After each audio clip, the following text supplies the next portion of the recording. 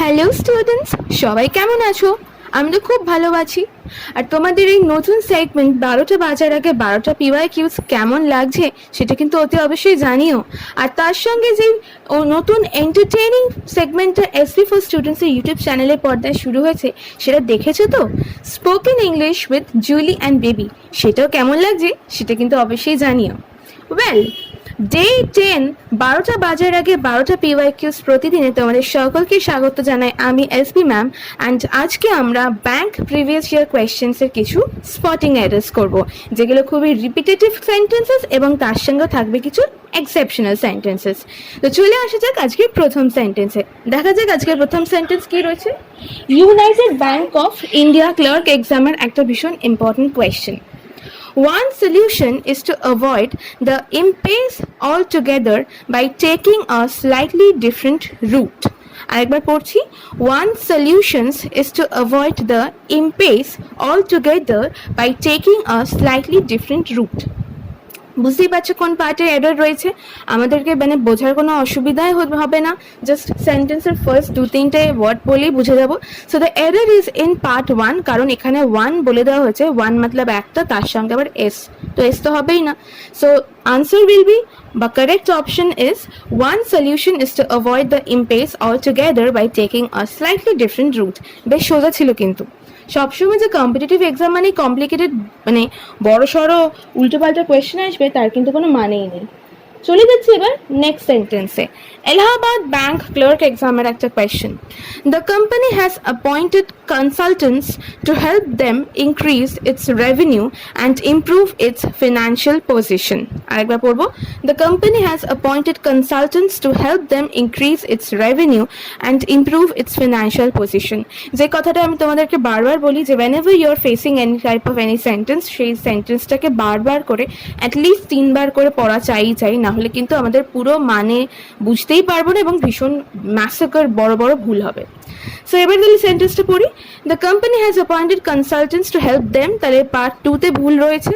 Them তো হবেই না, বিকজ কনসালটেন্ট নেওয়া হচ্ছে কোম্পানির সুবিধার্থে, কোম্পানির রেভিনিউ জেনারেটের জন্য। আর কোম্পানি ইজ সামথিং যেখানে মানুষ কাজ করে, কিন্তু কোম্পানি নিজে কি living thing? No, company is like an institution. যেরকম human is a living thing, he or she, Ram, Rahim এরা লিভিং থিং, বাট কোম্পানিতে তো লিভিং থিং না। তো সেক্ষেত্রে আমরা তো আর দেম ইউজ করতেই পারি না। তাহলে এখানে কি হবে? দেমের জায়গায় আমরা ইউজ করতে পারি ইট। সো আমরা জানি যখনই কোনো নন লিভিং থিং বা এমন কোনো লিভিং থিং যার জেন্ডারটা আমাদের কাছে ক্লিয়ার না, তখন সেক্ষেত্রে আমরা ইউজ করি it. So the correct sentence is the company has appointed consultants to help it increase its revenue and improve its financial position. Okay, but directly to help increase its revenue আমরা them বা it কিছু না লিখে শুধু increase লিখলেও কিন্তু এটা correct sentence. চলে যাচ্ছি নেক্সট সেন্টেন্সে। আবারও এলাহাবাদ ব্যাংক ক্লার্ক এক্সামের একটা কোয়েশ্চেন এবং ভীষণ ইজি কোয়েশ্চেন। মানে তোমরা যদি কেউ এলাহাবাদ ব্যাংকের এক্সামে বসো, অন্তত ইংলিশের দিকটা তো দেখতেই পাচ্ছ ভীষণ easy. He report suggest that the project is behind schedule. Sentence একবার পরে বুঝে যাচ্ছ কোথায় প্রবলেম। এখানে হবে his report suggests that his reports suggest that the project is behind schedule. So the correct sentence is his report. চলে যাচ্ছি next সেন্টেন্সে। কানারা ব্যাংক ক্লার্ক এক্সামের একটা কোয়েশ্চেন। ক্যানারা ব্যাংক ক্লার্ক এক্সামের কোয়েশ্চেনের first sentence, the university that I taught was located on the outskirts of the city. যারা ব্যাংকের এক্সামে বসছো তাদের সবার উদ্দেশ্যে বলে রাখি, ইংলিশের কোয়েশ্চেন্সগুলো কিন্তু অ্যাকচুয়ালি ভীষণ সোজা, মানে জাস্ট বলার জন্য বলো তা কিন্তু নয়, অ্যাকচুয়ালি কোয়াইট ইজি। রাদার আমিও এক্সপেক্ট করিনি যে এত ইজি সেন্টেন্স ব্যাংক এক্সামে আসতে পারে বলে। Let's see the sentence once more. The university that I taught. So এখানে অবশ্যই বোঝা যাচ্ছে পার্ট 1 এ ভুল রয়েছে, মানে আমাদের পুরো সেন্টেন্সও পড়তে হচ্ছে না। আমি বারবার বলি ঠিকই পড়ার জন্য, বাট এই সব ইজি সেন্টেন্স দিলে আমাদের বারবার পড়ারই প্রয়োজন পড়ছে না। So the correct sentence is the university where I taught was located on the outskirts of the city. কারণ আমি যেখানে পড়িয়েছি বা আমি যেই স্কুলে পড়িয়েছি সেই স্কুলটা মানে মফস্বল এলাকায় বা একদম কোর সিটিতে নয়। তো আমি যেই স্কুলে পড়িয়েছি, যেখানে পড়িয়েছি, তো যেখানে is wire, it shows a place, that তো এখানে হওয়ার কোনো জায়গাই নেই। চলে যাচ্ছি নেক্সট সেন্টেন্সে। কারো যদি কোনো সেন্টেন্সে প্রবলেম থাকে বা কনফিউশন থাকে সেটা কি সে কিন্তু অতি অবশ্যই আমাকে কমেন্ট সেকশনে জানিও, আমি তোমাদের ডাউট ক্লিয়ার করে দেবো, বা নেক্সট ভিডিওতে এসেও কিন্তু তোমাদের যেই সেন্টেন্সটার প্রবলেম হয়েছিল সেটা একবার রিপিটও করবো। চলে আসছি নেক্সট সেন্টেন্সে। Your promotion depends on the number of projects you are handling during the year. ভীষণ ইম্পর্টেন্ট কোয়েশ্চেন, এবং ঠিক এই পার্টিকুলার সেন্টেন্সটা ক্যানারা ব্যাংক ক্লার্ক এক্সামেও যেমন এসছে, একদম cut copy paste same question কিন্তু এসএসসিতেও এসছে, একদম সেম, মানে লজিকটা সেম, সেন্টেন্স ফরমেশন আলাদা সেটা কিন্তু নয়, সিমিলার সেন্টেন্স এসছে। সো এই সেন্টেন্সটা কতটা ইম্পর্টেন্ট বুঝতেই পারছো। আরেকবার পড়বো সেন্টেন্সটা। Your promotion depends on the number of projects your handling during the ইয়ার। বুঝতেই পারছি প্রবলেম কোথায় রয়েছে, পার্ট 3-তে প্রবলেম রয়েছে, কিন্তু কারেক্টেড পার্ট কি হবে? আমরা কারেক্টেড পার্টগুলো কেন ডিসকাস করছি? জাস্ট বিকজ এই সেম সেন্টেন্স যদি আমাদেরকে সেন্টেন্স ইমপ্রুভমেন্ট হিসেবে আসে তাহলে সেটা করতেও সুবিধা হবে। তাহলে স্পটিং এররের একটা সুবিধা হলো, ইটস লাইক এক ঢিলে দুই পাখি, আমি কোনটা ভুল সেটাও চুজ করলাম, প্লাস সঠিকটা কি হবে সেটাও একবারে বসিয়ে নিলাম। সো একসাথে spotting error and sentence improvement দুটোই প্র্যাকটিস হয়ে যাচ্ছে। সেন্টেন্সটা আরেকবার পড়ে যাক।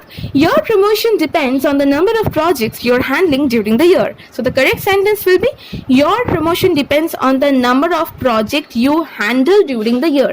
তো একটা বছরে বা টানা একটা বছরে তুমি কতগুলো প্রজেক্ট হ্যান্ডেল করছো তার উপরে তোমার প্রমোশন ডিপেন্ড করছে। তাহলে your এর আর তো হবে না, you handle ing হবে না, so it's handle. Your promotion depends on the number of projects you handle during the year. চলে যাচ্ছে নেক্সট কোয়েশ্চেনে। দুটো এক্সামে এই কোয়েশ্চেনটা এসছে, Punjab National Bank clerk exam এবং Baroda Rajasthan Gramin Bank clerk exam. দুটো কোয়েশ্চেনেই কিন্তু এই সেম সেন্টেন্স এসছে, তাহলে বুঝতেই পারছো ব্যাংকের এই কোয়েশ্চেন্সগুলো কতটা ইম্পর্টেন্ট এবং repetitive. Well, let's see the sentence. My cousin's wedding provided me with the chance to meet with relatives I had not met for a long time. খুব ইম্পর্টেন্ট কোয়েশ্চেন, মানে আমি একদম স্টার মার্ক দিয়ে রাখছি, কারণ এই সেন্টেন্সটা খুব ভুল হওয়ার সম্ভাবনা থাকে। ইটস কোয়াইট ইজি লজিক, কিন্তু আমরা ভীষণ ভুল করি, এবং এই টাইপের সেন্টেন্সগুলো কিন্তু বেশ রিপিটও হয়। আরেকবার সেন্টেন্সটা পড়া যাক। My cousin's wedding provided me with the chance to meet which relatives I. তো বুঝতেই পারছো পার্ট 3-তে রয়েছে উইচ রিলেটিভস আই, এরকম কোনো ফ্রেজ তো হতেই পারে না। তাহলে সেন্টেন্সটা কি হবে? My cousin's wedding provided me with the chance to meet the relatives whom I had not met for a long time. তাহলে এখানে which হবে না, whom, কারণ whom কথাটা বোঝায় মানুষের জন্য। The word whom designates person, আর এখানে রিলেটিভস এর কথা বলা রয়েছে যারা মানুষ ডেফিনেটলি, তো সেই জন্য হুম কথাটা হবে উইচ নয় এক্ষেত্রে।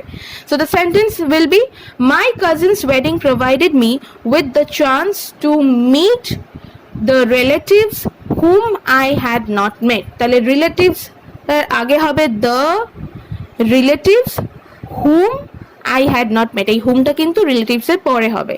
আরেকবার সেন্টেন্সটা পড়ছি। My cousin's wedding provided me with the chance to meet the relatives whom I had not met for a long time. আশা করি বুঝে গেল। কারো যদি কোনো কনফিউশন থাকে সে কিন্তু অতি অবশ্যই আমাকে জিজ্ঞেস করে নিও। চলে যাচ্ছি নেক্সট সেন্টেন্সে। আবারও Punjab National Bank clerk exam এবং বরোদা রাজস্থান গ্রামীণ ব্যাংক ক্লার্ক এক্সামের আরেকটা question. He promised to get in touch with myself as soon as he had the information I needed. সেন্টেন্সটা 2-3 বার পড়ারই প্রয়োজন নেই, একবার পড়লেই আমরা বুঝে যাচ্ছি। সেন্টেন্সে ভুল রয়েছে part 2-তে। He promised to get in touch with myself. In touch with me হয়, myself হয় না। মানে আমাদের গ্রামারের লজিকও দরকার নেই, জাস্ট চলতি ভাষায় যতটুকু ইংলিশ আমরা বলি বা শুনি সেইটুকু জানলেই কিন্তু এক্ষেত্রে হয়ে যাচ্ছে। So the correct sentence is he promised to get in touch with me as soon as he had the information I needed. যত তাড়াতাড়ি ও ইনফরমেশনটা পেয়ে যাবে ও আমার সাথে টাচে চলে আসবে বা আমাকে সেটা জানাবে বা কনভে করবে। চলে যাচ্ছে নেক্সট সেন্টেন্সে। Central bank of India clerk এক্সামের একটা important question. One of the executives who work at the head office has confirmed the news. One of the executives who work at the head office has confirmed the news. আমি জানি অনেকেই তোমরা at the head office K in the head office বলবে, but you are technically incorrect, কারণ এই সেন্টেন্সে কোনো ভুলই নেই, so it's no error. চলে যাচ্ছি নেক্সট কোয়েশ্চেনে। Central bank of India clerk এক্সামে আর একটা ইম্পর্টেন্ট ইজি কোয়েশ্চেন। It took myself 4 months to convince them to take this step. It took myself 4 months to convince them to took this step. বুঝতেই পারছো, 2-3 বার পড়ারই দরকার নেই, একবার পড়লেই বোঝা যাচ্ছে সেন্টেন্সের প্রবলেম কোথায়। It took me, আমার 4 মাস লেগেছে ওদেরকে এই স্টেপটা নেওয়ার জন্য কনভিন্স করতে বা রাজি করাতে, আমার লেগেছে, so it's took me. It took me 4 months to convince them to take this step. চলে যাচ্ছে নেক্সট সেন্টেন্সে, বেশ ইজি কিন্তু ব্যাংকের কোয়েশ্চেন্সগুলো কিন্তু অ্যাকচুয়ালি খুব ইজি দিয়েছে। Next question, Indian Bank clerk এক্সামের একটা question, you can not change people but you can definitely change own. খুব ইম্পর্টেন্ট কোয়েশ্চেন এবং বেশ ইজি। একটু ডেইলি লাইফে ইংলিশ আমরা বললে বা শুনলেই পেরে যাই, আর এই ডেইলি লাইফে ইংলিশের জন্যই দরকার স্পোকেন ইংলিশ, যাতে আমরা ঠিকঠাক ইংলিশ বলি, কোনো ভুলভাল ইংলিশ না বলি। আর সেই জন্যই এসপি ফর স্টুডেন্টস ইউটিউব চ্যানেলের পর্দায় শুরু হয়েছে স্পোকেন ইংলিশের একটা নতুন কোর্স, একটা নতুন সেগমেন্ট, এবং তার সাথে থাকছে কিন্তু একটা এন্টারটেইনিং কমিক টাচ। সো তোমরা কিন্তু সেগুলো দেখতে একদম ভুলো না। থাকছে কিছু রিলস অ্যান্ড শর্টসের মাধ্যমে আননোন এক্সেপশনাল ইনফরমেশন, এবং তার সঙ্গে কমিক্যাল ওয়েতে বা ভাইন্স ওয়েতে কিছু স্পোকেন ইংলিশের ভিডিওস। তো সেগুলো কিন্তু দেখতে থাকো, প্রতি সপ্তাহে এবং প্রতিদিন নতুন নতুন ক্লাসেস আর নতুন নতুন ভিডিওস কিন্তু আসছে। সেন্টেন্সটা আবারও পড়া যাক, you can't change people but you can definitely change own. তাহলে কোথায় ভুল হয়েছে? Change own. সো পার্ট 4-এ ভুল জানি অনেকেই তোমরা চেঞ্জ ইয়োর ওন বলবে, উইচ ইজ ইনকারেক্ট। এটা হবে change yourself. Yes. So the correct sentence is you can't change people but you can definitely change yourself. তুমি বাদ বাকি মানুষজনকে চেঞ্জ করতে হতে পারবে না, কিন্তু তুমি নিজেকে অতি অবশ্যই চেঞ্জ করতেই পারো। চলে যাচ্ছে নেক্সট সেন্টেন্সে, United Bank of India clerk এক্সামের একটা question, he talked on the phone for hours together who really irritated his parents a lot. আরেকবার বলছি, he talked on the phone for hours together who really irritated his parents a lot. বুঝতেই পারছো কোন পার্টে problem রয়েছে। Part 3-তে অনেকে ভাবছো he talked over the call হবে, আমরা কলের সময় বলি over the call, ফোনের সময় বলি on the phone, দুটো কিন্তু আলাদা। সেন্টেন্সটা একবার পড়ছি, he talked on the phone for hours together but that really irritated his parents a lot. Which really irritated his parents a lot. Who হচ্ছে মানুষের জন্য, এখানে তো মানুষ নয়, এত ঘন্টা ফোনে কথা বলছে যেটা তার প্যারেন্টসদেরকে বিরক্ত করছে। So it's which। এত ঘন্টা ফোনে যদি কেউ প্রেম করে তো বাবা মা তো বিরক্ত হবেই, দ্যাটস ন্যাচারাল।